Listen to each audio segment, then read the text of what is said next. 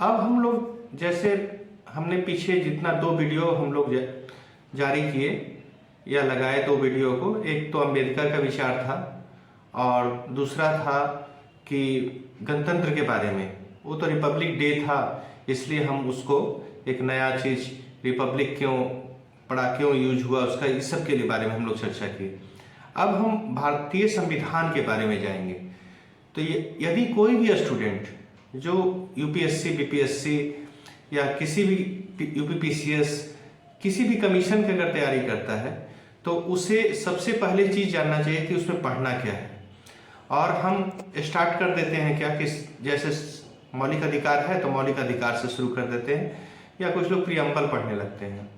तो वहाँ से नहीं, हमें स्टार्ट करना है भारतीय संविधान का जो पार्ट है उसमें सबसे पहला चीज़ है वो बेसिक स्ट्रक्चर ऑफ कॉन्स्टिट्यूशन है। यदि हम बेसिक स्ट्रक्चर ऑफ कॉन्स्टिट्यूशन को जान जाएंगे तो आप कॉन्स्टिट्यूशन का आधा से ज़्यादा पार्ट आपने समझ लिया। और यदि हम कोई भी व्यक्ति अगर बेसिक स्ट्रक्चर ऑफ कॉन्स्टिट्यूशन को नहीं जानता है तो वह संविधान की प्रक्रिया को भी नहीं जान पाएगा। और जो भारतीय संविधान से, जैसे बीपीएससी में उससे संबंधित 3 क्वेश्चन पहले लिखना पड़ता था, अब तो सब क्वेश्चन उसमें मौलिक है। उसी तरह यूपीएससी में जो संविधान का जो प्रक्रिया से क्वेश्चन आता है, तो संविधान की जो महत्ता है उसमें सबसे, अगर कोई भी व्यक्ति सिर्फ प्रियम्बल, मौलिक अधिकार, डायरेक्टिव प्रिंसिपल ये पढ़ लिया, उससे कुछ नहीं होने वाला है। यदि वह व्यक्ति अगर बेसिक स्ट्रक्चर के बारे में जान जाएगा तो उसकी आधा से ज़्यादा वह उसका कोर्स खत्म हो जाएगा। अब हम basic structure of constitution, Indian constitution, तो हम direct basic structure of constitution अभी नहीं पढ़ाएंगे। पहले उसका जो होता है ना कि कोई बेस पॉइंट होता है, तो पहले बेस जान जाए, जिसमें कुछ अनुच्छेद का चर्चा भी हम करेंगे, तब हम बेसिक स्ट्रक्चर आपको पढ़ाएंगे। ये एक वीडियो में तो संभव नहीं है, इसके लिए हमें 1 से 2-3 वीडियो भी बनाना पड़ सकता है। तो अब हम स्टार्ट करते हैं।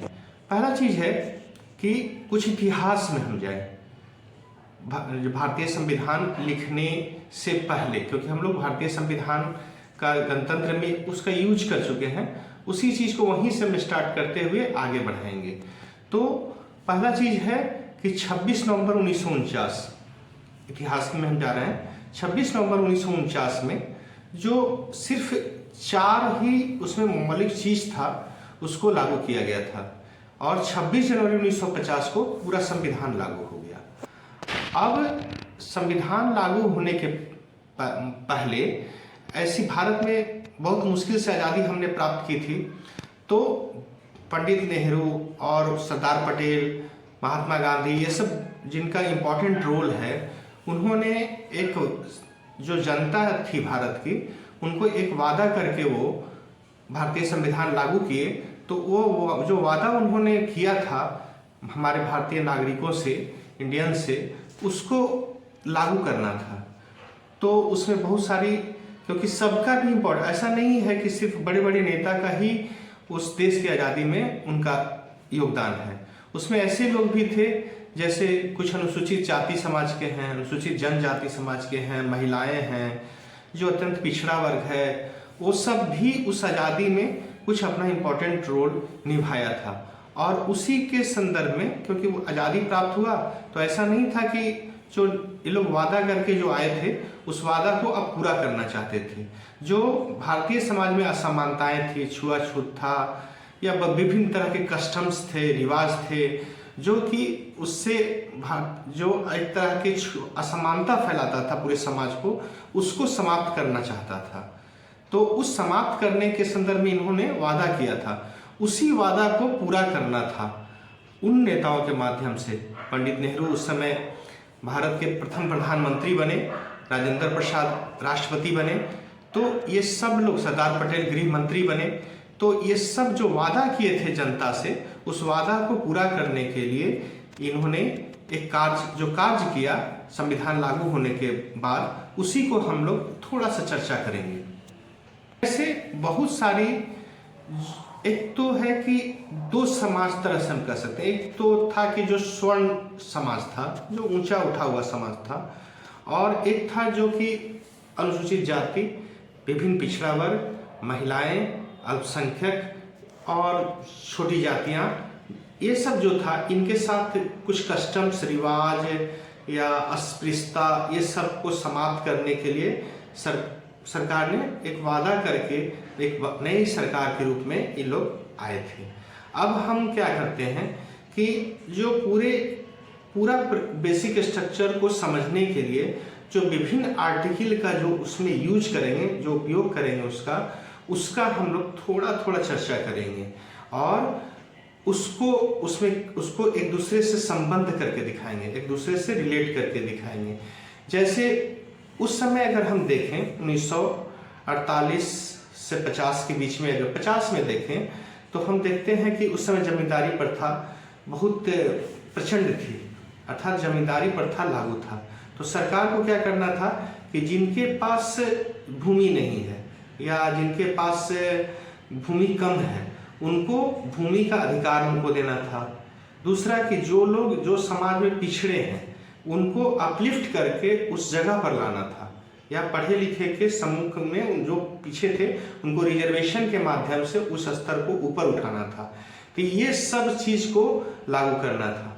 और भारतीय संविधान का अगर पूरा हम देखें, जो 22 भाग में अवस्थित है, मौलिक अधिकार बना हुआ है, डायरेक्टिव प्रिंसिपल बना हुआ है, तो जिसको कहते हैं fundamental rights and directive principle में आप अगर देखेंगे तो फंडामेंटल राइट्स जो है वह सरकार के लिए है, माने सरकार के लिए नहीं, व्यक्ति के लिए है कि व्यक्ति को ऐसे अधिकार प्रदान किए गए हैं, जैसे समता का अधिकार है, स्वतंत्रता का अधिकार है, फिर आपको धार्मिक संबंध स्वतंत्रता का अधिकार है, संवैधानिक उपचार का अधिकार है। ये सब व्यक्तियों को दिया गया था। लेकिन अगर कोई सिर्फ फंडामेंटल राइट्स व्यक्ति के लिए है, लेकिन अगर डायरेक्टिव प्रिंसिपल का चर्चा करें तो वह सरकार के लिए दिया गया है।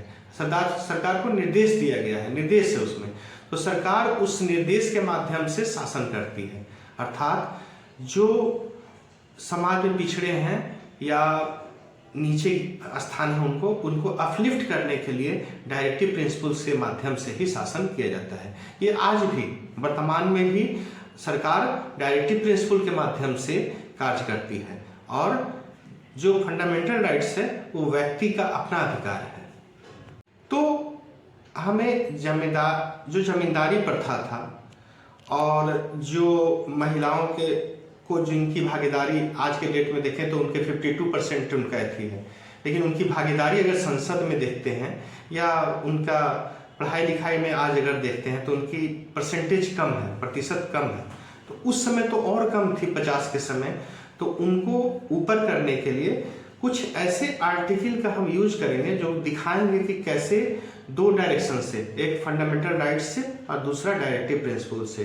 तो एक हम जानते हैं कि अनुच्छेद 12 से लेके 35 तक वो मौलिक अधिकार है, और उसमें से अगर हम देखें कि 12 से अनुच्छेद 12 जो है वह राज्य का परिभाषा को दर्शाता है।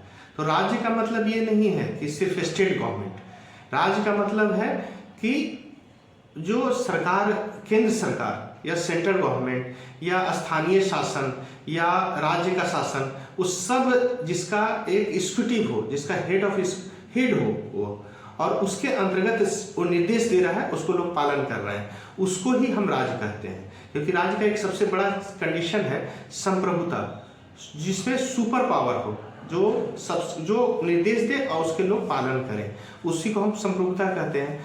तो ये आर्टिकल 12 का जो यूज है, जिसमें राज्य की परिभाषा है, वही चीज आर्टिकल 36 में जाता है, जो उधर डायरेक्टिव प्रिंसिपल में है। दोनों की परिभाषाएं राज्य की परिभाषा है। एक ये हो गया। दूसरा चीज है कि हम जो सबसे अगर दिक्कत वहां पर उत्पन्न हुआ वो आर्टिकल 13 को लेके और आर्टिकल 368 को लेके हुआ।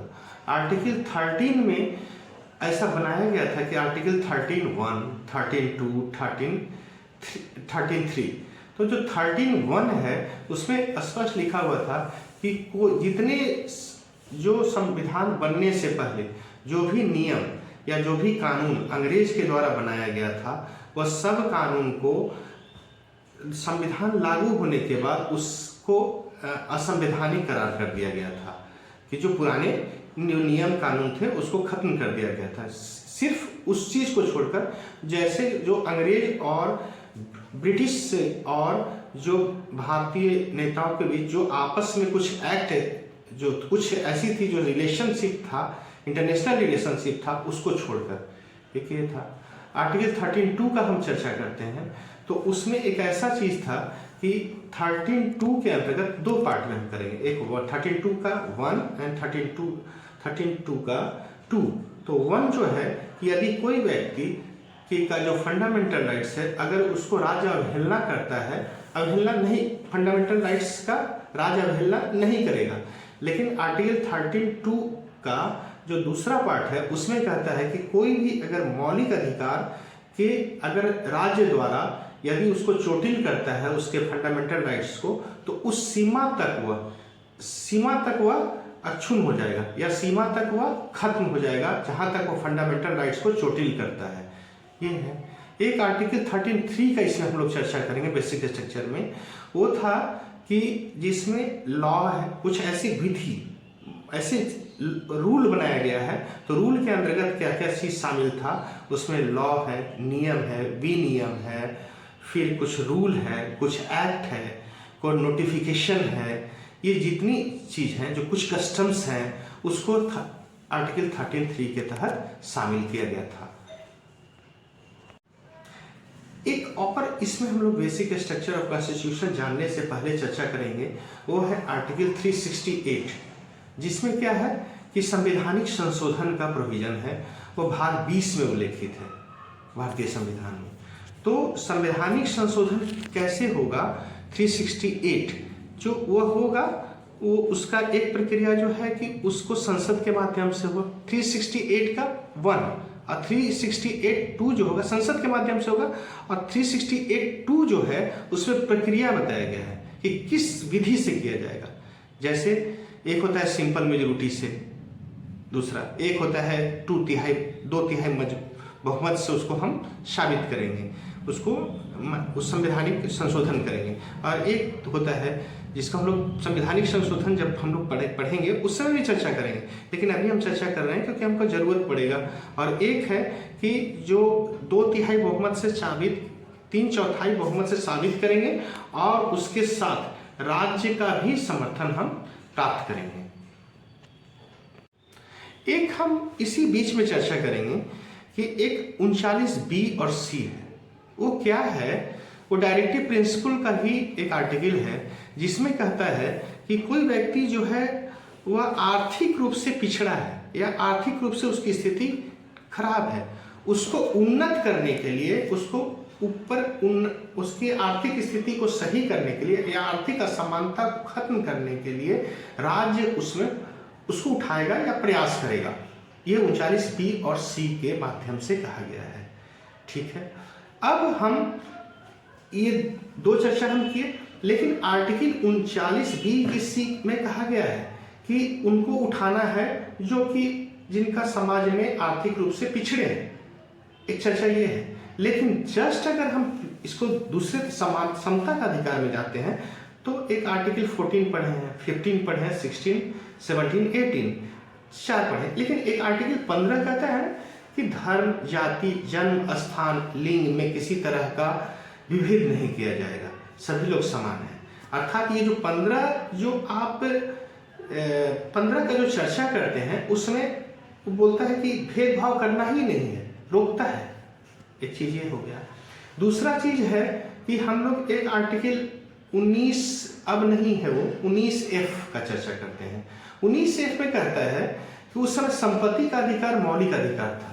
अब है कि किसी व्यक्ति की संपत्ति को हम अगर अर्जन, सरकार उसको क्या करेगी, माने उसको ग्रहण करेगी, या किसी जमींदार है उसकी भूमि को अधिग्रहण करेगी, और भूमि अधिग्रहण करके वह जो नीचे जो व्यक्ति है, जो आर्थिक रूप से उसकी स्थिति कमजोर है, उसको उन्नत करने के लिए उस जमीन को उसको आवंटित करेगी। जिससे क्या होगा कि वह व्यक्ति जो है जिसका आर्टिकल 19F जो है वह एक तरह से मौलिक अधिकार है। दूसरी तरफ वो कहता है 39(20) के माध्यम से उसको हम उठाएंगे। तो दोनों एक दूसरे का लगता है कि एक दूसरे को काटता है। माने अगर एक तरह का कॉन्स्टिट्यूशन में कभी बीपीएससी में क्वेश्चन पूछा था कि एक हाथ से माने देता है मौलिक अधिकार और दूसरे हाथ से ले लेता है, तो अगर हम देखें कि एक तरफ से 39(20) के माध्यम से उसको दे रहा है, लेकिन दूसरे तरफ आर्टिकल 19F के माध्यम से अगर देख रहे हैं तो वहां पर एक संपत्ति का अधिकार है। तो उस संपत्ति का अधिकार को उस सरकार क्या करेगा, अधिग्रहित करेगा। तो दोनों एक दूसरे का अपोजिट है, ये संभव बहुत मुश्किल है। इस सब का चीज का हम लोग चर्चा बेसिक स्ट्रक्चर ऑफ कॉन्स्टिट्यूशन बहुत अच्छा से करेंगे उस समय। एक आर्टिकल हम लोग ना इसी संबंध में डायरेक्टिव प्रिंसिपल जब पढ़ेंगे हम लोग तो उस समय एक चर्चा करते हैं आर्टिकल 46 का। वो 46 में क्या है कि जैसे SC ST समाज है या पिछड़ा समाज है या महिलाएं हैं, तो उसको उन्नत करने के लिए या उसको शिक्षा में उसको एक तरह से रिजर्वेशन देकर उसको ऊपर उठाना, शिक्षा में उसको रिजर्वेशन देकर या उसको कुछ सहायता देकर उसको ऊपर उठाना आर्टिकल 46 के माध्यम से कहा है। लेकिन दूसरे तरफ आर्टिकल 15 बोलता है कि नहीं, क्योंकि हम 15 के माध्यम से धर्म, जाति, जन्म स्थान ये सब पर विभेद नहीं कर सकते हैं। फिर यहाँ पर एक दूसरे को काट दिया। इसी चीज का हम बेसिक स्ट्रक्चर में दोनों को हम एक संबद्ध करके दिखाने का प्रयत्न करेंगे। कहने का मतलब है कि एक तरफ 19F का चर्चा करते हैं, उसमें संपत्ति को मौलिक अधिकार बता दिया। दूसरे तरफ 31 के माध्यम से किसी का संपत्ति अधिग्रहण करने के लिए बता रहा है। दोनों एक दूसरे का अपोजिट आपको दिखता है। दोनों एक दूसरे में एक आपस में एक टकराव की स्थिति देखने को मिलता है। इसका भी हम लोग चर्चा उस समय डायरेक्टिव प्रिंसिपल करें, जब हम बेसिक स्ट्रक्चर ऑफ कॉन्स्टिट्यूशन करेंगे तो इसका भी चर्चा उस समय आएगा।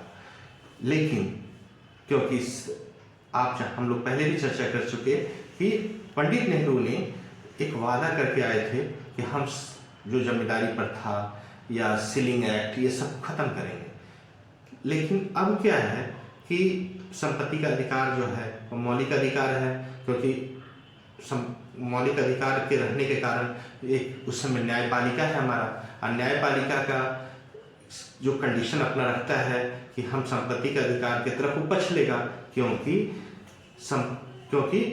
आर्टिकल 37 के माध्यम से जिसमें कहा गया है कि यदि फंडामेंटल राइट्स और डायरेक्टिव प्रिंसिपल में आपस में टकराव होता है तो डायरेक्टिव प्रिंसिपल की तरफ सुप्रीम कोर्ट नहीं जाएगा, वो जब जाएगा तो फंडामेंटल राइट्स की तरफ ही अपना फैसला या उसके अधिकार को रखेगा। अर्थात जो 37 के माध्यम से कहा गया है कि डायरेक्टिव प्रिंसिपल कोर्ट में अपरिवर्तनीय है, कोर्ट में उस पर वो आदेश नहीं देगा, वो जब देगा तो वह फंडामेंटल राइट्स व्यक्ति की सुरक्षा के लिए ही उपलब्ध है। अब क्या है कि इसी बीच में जो हम लोग 31 आर्टिकल का यूज किए, उसमें नेहरू ने एक संवैधानिक संशोधन के माध्यम से जो प्रथम संविधान संशोधन 1951 में हुआ, जो वह असमानता को खत्म करना चाहते थे, तो उसमें एक 31A में ही उन्होंने 1(2) बना दिया। और 1(2) के माध्यम से उन्होंने कहा कि हम किसी भी व्यक्ति को संपत्ति अधिग्रहण कर सकते हैं और हम राशि देंगे, लेकिन इस संबंध में आप किसी भी हाई कोर्ट या सुप्रीम कोर्ट में नहीं जा सकते हैं। ये 31 का 1 और 2 स्पेशल उन्होंने 31A के अंदर एक और सब आर्टिकल को जोड़कर उन्होंने स्थापित किया। अर्थात आपस में ही कंट्राडिक्ट पैदा होने की स्थिति आ गई, क्योंकि 19F संपत्ति का अधिकार मौलिक अधिकार था व्यक्ति का। और ऐसा हम देखेंगे बेसिक स्ट्रक्चर ऑफ कॉन्स्टिट्यूशन में कि किस तरह ये आपस में टकराव हुआ और कौन कौन सा फैसला उस समय सुप्रीम कोर्ट का उस समय महत्वपूर्ण फैसला आया, जिससे कि व्यक्ति को मौलिक अधिकार और डायरेक्टिव प्रिंसिपल में आपस में टकराव की स्थिति देखने को मिली। एक हम लोग ऐसे अभी उसमें नहीं जाना चाहते हैं। उसमें एक मिनर्वा मिल्स का एक मामला है जिसमें बाद में सुप्रीम कोर्ट यहाँ तक कहा कि मौलिक अधिकार और डायरेक्टिव प्रिंसिपल, राज्य के नीति निर्देशक तत्व दोनों एक दूसरे के पूरक हैं। ये सुप्रीम कोर्ट को कहना पड़ गया। इसी तरह हम एक आर्टिकल का और चर्चा करेंगे जो आपस में कंट्राडिक्ट पैदा करने का कार्य किया है। एक हम लोग पढ़ते हैं ना, धार्मिक स्वतंत्रता संबंधी अधिकार, जिसमें आर्टिकल 25 से लेके आर्टिकल 28 का यूज करते हैं। 25 में क्या है, व्यक्ति किसी भी धर्म को मानने के लिए वो स्वतंत्र है। 26 में क्या है कि व्यक्ति अपना धर्म के लिए प्रबंध कार्य ये सब कर सकता है, धर्म संबंधी अधिकार है। लेकिन अब इसी में देखें, एक आर्टिकल 44 आपको दिखेगा, यूनिफॉर्म सिविल कोड, और अब ये दोनों में आपस में कंट्राडिक्ट हम करके आपको दिखा रहे हैं।